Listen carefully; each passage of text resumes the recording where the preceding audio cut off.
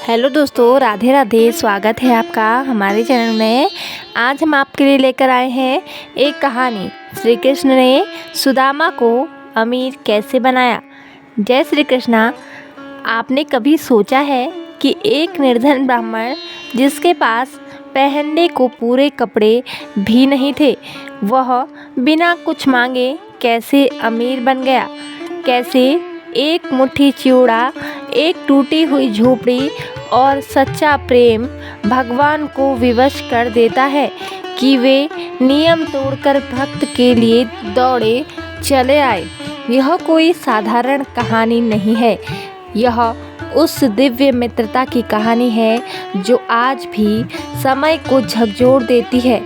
श्री कृष्ण और सुदामा की वो अमर मित्रता जो सिखाती है भक्ति मांगने की नहीं, महसूस करने की चीज़ है।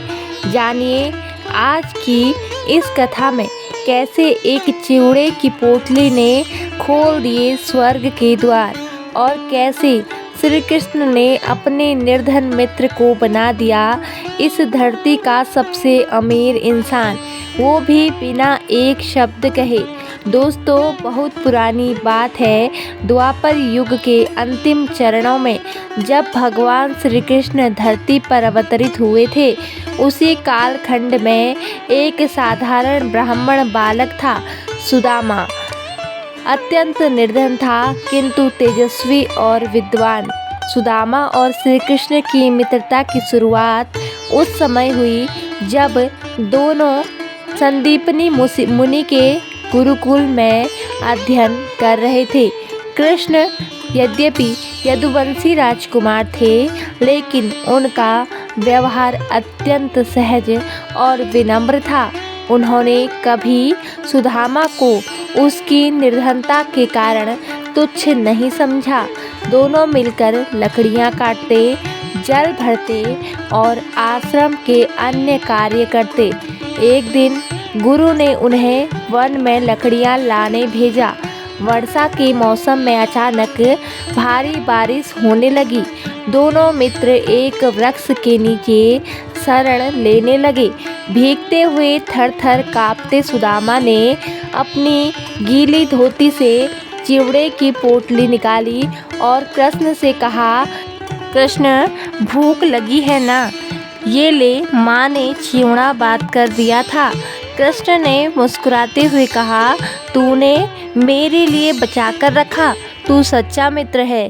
यह क्षण दोनों के हृदय में आजीवन अंकित हो गया। समय बीता गया, कृष्ण द्वारिका के राजा बन गए और उनका राज्य वैभव, ऐश्वर्य और समृद्धि से भर गया। दूसरी ओर सुदामा का जीवन विपरीत दिशा में चला गया। वह अत्यंत निर्धन हो गया। उसका परिवार भूख और तंगहाली में जी रहा था। फटे पुराने वस्त्र, टूटी हुई झोपड़ी और दिन भर का उपवास, यही उसकी दिनचर्या बन गई थी। सुदामा की पत्नी, एक अत्यंत पतिव्रता और धैर्यशालिनी स्त्री, दिन रात इस आशा में जीती थी कि एक दिन कोई चमत्कार होगा। एक दिन उसने सुदामा से कहा, स्वामी, आपने बताया था कि आप भगवान श्री कृष्ण के बचपन के सखा हैं। अब तो वह द्वारिका के राजा हैं। आप उनसे मिलने जाइए ना। उन्हें हमारी दशा बताइए, शायद कोई मदद हो जाए।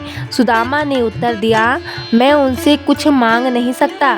हमारी मित्रता लोभ रहित थी। मैं सिर्फ मिलने जा सकता हूँ।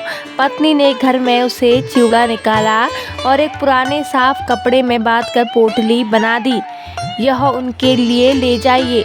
उन्हें तो यह बहुत प्रिय था। सुदामा ने पुराने पैबंद लगे वस्त्र पहने, पैरों में जूते नहीं थे, लेकिन हृदय में भक्ति और प्रेम की अग्नि जल रही थी। सुदामा पैदल ही द्वारिका की यात्रा पर निकल पड़े। रास्ते में कई गांवों, जंगलों और नदियों को पार करते हुए अंततः उस स्वर्ण नगरी द्वारिका पहुँचे, जहाँ सब कुछ चमत्कारी था। सड़कों पर सोने की धूल थी, घर संगमरमर से बने थे और लोगों के चेहरे पर संतोष था। महल के द्वार पर पहुंचकर सुदामा ने द्वारपाल से मिलने की आज्ञा मांगी। द्वारपाल ने उपहास में देखा एक दुबला पतला मैले वस्त्रों वाला ब्राह्मण और कहा, राजा श्री कृष्ण के पास मिलने का समय नहीं है। सुदामा ने शांत स्वर में कहा, कृपया उनसे कहिए उनके बचपन का मित्र सुदामा द्वार पर खड़ा है। यह सुनते ही महल के भीतर से शंख और नगाड़े बजने लगे। भगवान श्री कृष्ण ने जब यह सुना कि सुदामा आए हैं, वे सिंहासन से तुरंत उठ खड़े हुए। मेरा सखा, मेरा प्रिय सुदामा। वे नंगे पांव दौड़ते हुए महल से बाहर आए और सामने खड़े सुदामा को देखते ही अपने गले लगा लिया। आंसू की धार दोनों की आंखों से बह निकली। श्री कृष्ण ने सुदामा को भीतर बुलाया, स्वर्ण सिंहासन पर बिठाया और स्वयं उनके पांव धोने लगे। रानी रुक्मिणी यह दृश्य देखकर चकित रह गई। वे समझ नहीं पा रही थी कि कौन है यह व्यक्ति जिसके स्वागत में स्वयं भगवान श्री कृष्ण इतने व्याकुल उठे। कृष्ण ने रुक्मिणी से कहा, यह सुदामा है, मेरे जीवन, मेरा मित्र, मेरा धर्म, इसके बिना मैं अधूरा हूँ। कृष्ण ने जब सुदामा के हाथ में बंधी चिवड़े की पोटली देखी तो प्रसन्न होकर पूछा, क्या लाया है मेरे लिए? सुदामा ने निसंकोच से कहा, थोड़ा सा चिवड़ा है प्रभु, कुछ नहीं मेरे पास। कृष्ण ने वह पोटली तुरंत ले ली और उस चिवड़े को खाने लगे जैसे वह संसार का सबसे प्रिय भोजन हो। उन्होंने एक कौर खाया, फिर दूसरा। जैसे ही उन्होंने तीसरा कौर उठाया, रुक्मिणी ने उनका हाथ पकड़ लिया और कहा, प्रभु अब और नहीं, आप तो उन्हें सारा ब्रह्मांड दे देंगे। श्री कृष्ण मुस्कुराए और बोले, यह प्रेम है रुक्मिणी, यह तौल से नहीं तोला जा सकता। सुदामा ने 3 दिन श्री कृष्ण के साथ व्यतीत किए, लेकिन उन्होंने कभी अपने दुखों की चर्चा नहीं की, न ही कोई सहायता मांगी। जब विदा लेने का समय आया, सुदामा ने कहा, प्रभु अब मुझे लौटना चाहिए, मेरी पत्नी प्रतीक्षा कर रही होगी।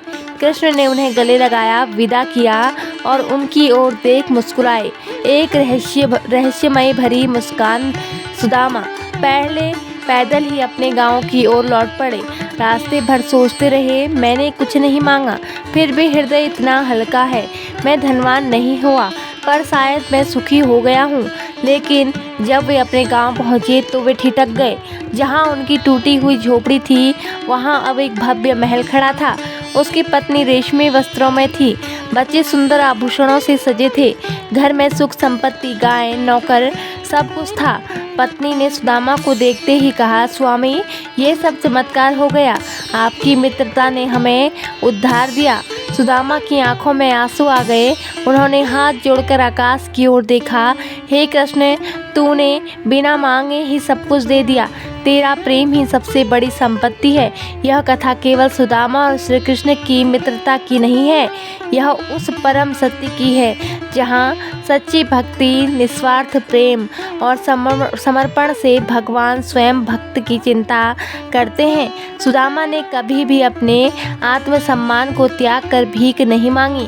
उन्होंने मित्रता को व्यापार नहीं बनाया और कृष्ण ने यही देखा, यही भाव उन्हें प्रिय था। हम सबके भीतर भी एक सुदामा है जो संकट में भी श्रद्धा नहीं छोड़ता, और एक श्री कृष्ण जो चुपचाप हमारे प्रेम की प्रतीक्षा लेता है। जब हमारी भक्ति सच्ची हो जाती है, तब कृष्ण बिना मांगे ही हमें सब कुछ दे देते हैं। इस कथा को जितना सुनो उतना कम है। यह केवल एक प्रसंग नहीं, बल्कि एक जीवंत सत्य है कि प्रेम, मित्रता और भक्ति यदि निष्कलंक हो तो भगवान भी नियमों को तोड़कर भक्त के पास दौड़े चले आते हैं।